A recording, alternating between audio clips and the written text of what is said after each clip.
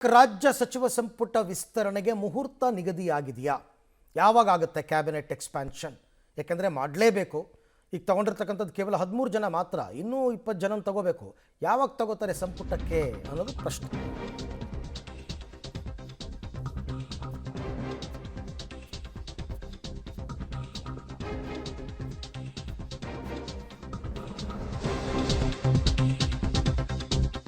July 2ನೇ ವಾರ ಸಚಿವ ಸಂಪುಟ ವಿಸ್ತರಣೆಗೆ ಮುಹೂರ್ತ ಅಂತ ಇದ್ದಾರೆ. ಪೂರ್ಣ ಪ್ರಮಾಣದ ಕ್ಯಾಬಿನೆಟ್ ತರ್ತಾರಂತೆ. ಹೈಕಮಾಂಡ್ ಮುಂದೆ ಪಟ್ಟಿ ನೀಡೋದಕ್ಕೆ ಸಿಎಂ ಡಿಕೆ ಶಿವಕುಮಾರ್ ನಿರ್ಧಾರ ಮಾಡಿದ್ದಾರೆ. ಹೊಸ ಮುಖಗಳಿಗೆ ಹೆಚ್ಚಿನ ಆದ್ಯತೆ ನೀಡುವಂತೆ ಮನವಿ ಮಾಡೋ ಸಾಧ್ಯತೆ ಇದೆ. ಸಚಿವ ಸಂಪುಟ ವಿಸ್ತರಣೆಗಾಗಿ ಈಗಾಗಲೇ ಸಾಕಷ್ಟು ಶಾಸಕರು ಒತ್ತಡ ಹಾಕಿದ್ದಾರೆ. ಜುಲೈ 2ನೇ ವಾರ ಸಂಪುಟ ವಿಸ್ತರಣೆಗೆ ಮುಹೂರ್ತ ನಿಗದಿಯಾಗುವ ಸಾಧ್ಯತೆ ಇದೆ. ಬಟ್ ಹೈಕಮಾಂಡ್ ಯಾಕೋ ಇದನ್ನು ಸ್ವಲ್ಪ ಡಿಲೇ ಮಾಡ್ದಂಗಿದೆ. ಅವ್ರು ಹೇಳಿದ್ದು ರಾಜ್ಯಸಭಾ ಮತ್ತು ಪರಿಷತ್ತು ಚುನಾವಣೆ ಮುಗಿದ ತಕ್ಷಣ ಮಾಡ್ತೀವಿ ಅಂತ. ಅದು ಮುಗದೆ 2 ವಾರ ಆಗೋಯ್ತು, ಇನ್ನೂ ಕೂಡ ಆಗಿಲ್ಲ. ಈಗ ಜುಲೈ 2nd ವೀಕ್ ಅಂತ ಹೇಳ್ತಾ ಇದ್ದಾರೆ, ಜುಲೈ 10ರ ನಂತರ ಅಂತ. ಆ್ಯಕ್ಚುಲಿ ಇವರೊಂದು ಪಟ್ಟಿ ಕೊಡಬೇಕು, ಸಿದ್ದರಾಮಯ್ಯನವರು ಒಂದು ಪಟ್ಟಿ ಕೊಡಬೇಕು. ಹೈಕಮಾಂಡ್ ಆ ಎರಡೂ ಪಟ್ಟಿಯನ್ನು ಇಟ್ಕೊಂಡು ಅಳೆದು ತೂಗಿ ಇವ್ರ ಕಡೆಯವ್ರು ಎಷ್ಟು, ಅವ್ರ ಕೋಟಾದಿಂದ ಎಷ್ಟು ಎಲ್ಲ ನೋಡಿ ಮಾಡಬೇಕು. ಬಟ್ ತುಂಬ ಒತ್ತಡ ಇದೆ. 20 ಸ್ಥಾನಕ್ಕೆ 50 ಜನ ಆಕಾಂಕ್ಷಿಗಳಿದ್ದಾರೆ. ಎಲ್ಲವನ್ನ ನೋಡಬೇಕಲ್ಲ, ಜಾತಿವಾರು, ಪ್ರದೇಶವಾರು, ಜಿಲ್ಲಾವಾರು ಪ್ರಾತಿನಿಧ್ಯಗಳನ್ನ ಕೊಡಬೇಕು. ಸೊ ಯಾರ್ಯಾರು ಕೊಡ್ತಾರೆ ಇದು ಪ್ರಶ್ನೆ. ಎಲ್ಲವೂ ಡಿ ಕೆ ಶಿವಕುಮಾರ್ ಅವರೇ ಮಾಡಂಗಿದ್ದಿದ್ರೆ ಇಷ್ಟೊತ್ತಿಗೆ ಮಾಡಿಬಿಡ್ತಾಯಿದ್ರು. ಬಟ್ ಅದು ಹಂಗಾಗಲ್ಲ. ಡಿ ಕೆ ಶಿವಕುಮಾರ್ ಅವರು ಪಟ್ಟಿ ಕೊಡ್ಬೋದೇ ಹೊರತು ಫೈನಲ್ ಮಾಡೋದು ಅವರೇನೆ, ಹೈಕಮಾಂಡೇ. ಈ ಬಗ್ಗೆ ಮತ್ತಷ್ಟು ಮಾಹಿತಿ ನನ್ನ ಕೊಲೀಗ್ ಮಸೂದ್ ಅವರಿಂದ ಪಡ್ಕೊಳ್ಳೋಣ. ಮಸೂದ್, ಹಾಗೆ ನೋಡೋಕೆ ಹೋದರೆ ರಾಜ್ಯಸಭಾ ಮತ್ತು ಪರಿಷತ್ತು ಚುನಾವಣೆ ಮುಗಿದ ತಕ್ಷಣ ಈ ಕೆಲಸ ಆಗಬೇಕಾಗಿತ್ತು, ಸಂಪುಟ ವಿಸ್ತರಣೆ. ಡಿಲೇ ಆಗಿದೆ. ಯಾಕೆ ಡಿಲೇ ಆಯಿತು ಮತ್ತು ಇದು ಯಾವಾಗ ಆಗಬಹುದು ಹಾಗಾದರೆ ಅಂತ?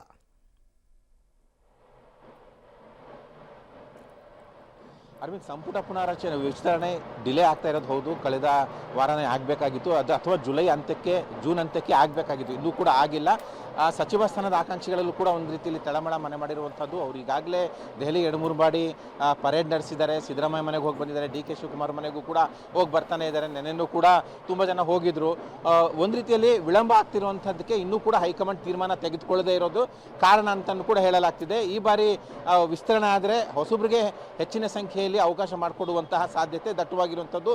ಜೊತೆಗೆ ಏನೇ ಇದ್ರೂ ಕೂಡ ಹೈಕಮಾಂಡ್ ತೀರ್ಮಾನ ಮಾಡುತ್ತೆ. ಯಾವುದೇ ಸಚಿವ ಸ್ಥಾನ ಆಕಾಂಕ್ಷಿಗಳು ಲಾಬಿ ಮಾಡುವಂಗಿಲ್ಲ, ಒತ್ತಡ ಮಾಡುವಂಗಿಲ್ಲ ಎನ್ನುವ ಈಗಾಗಲೇ ಸಂದೇಶ ಬಂದಿದೆ. ಇನ್ನು ಜುಲೈ 2ನೇ ವಾರಕ್ಕೆ ಸಂಪುಟ ವಿಸ್ತರಣೆ ಆಗುತ್ತೆ ಅಂತ ಕೂಡ ಹೇಳಲಾಗ್ತಿದೆ. ಈಗಾಗಲೇ ದೆಹಲಿಗೆ ಹೋಗಬೇಕಾಗಿತ್ತು, ಮುಖ್ಯಮಂತ್ರಿಗಳು ಕೂಡ ಇನ್ನೂ ಹೋಗಿಲ್ಲ. ಅವ್ರು ಹೋಗುವಂಥದ್ದು ಜುಲೈ 4ನೇ ತಾರೀಕು ನಂತರ.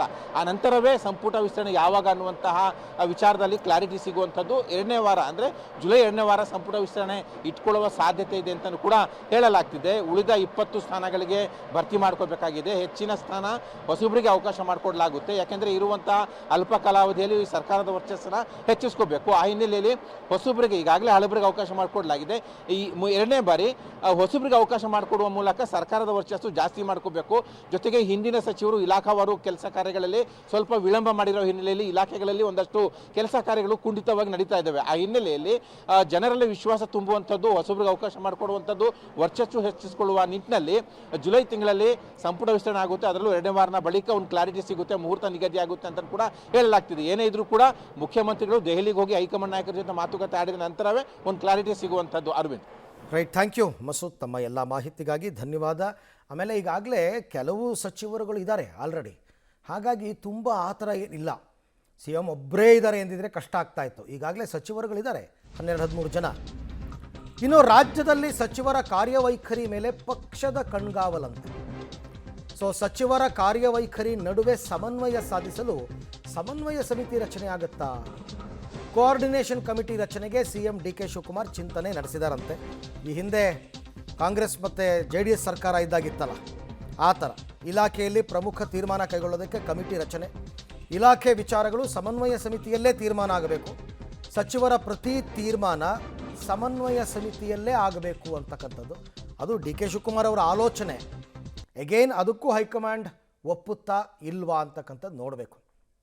ಈಗ ನೀವು ಮಂತ್ರಿಗಳಿಗೆ ಜವಾಬ್ದಾರಿ ಕೊಟ್ಟ ಮೇಲೆ ಮಂತ್ರಿಗಳು ಡಿ ಕೆ ಶಿವಕುಮಾರ್ ಅಡಿಯಲ್ಲೇ ಬರ್ತಕ್ಕಂಥದ್ದು.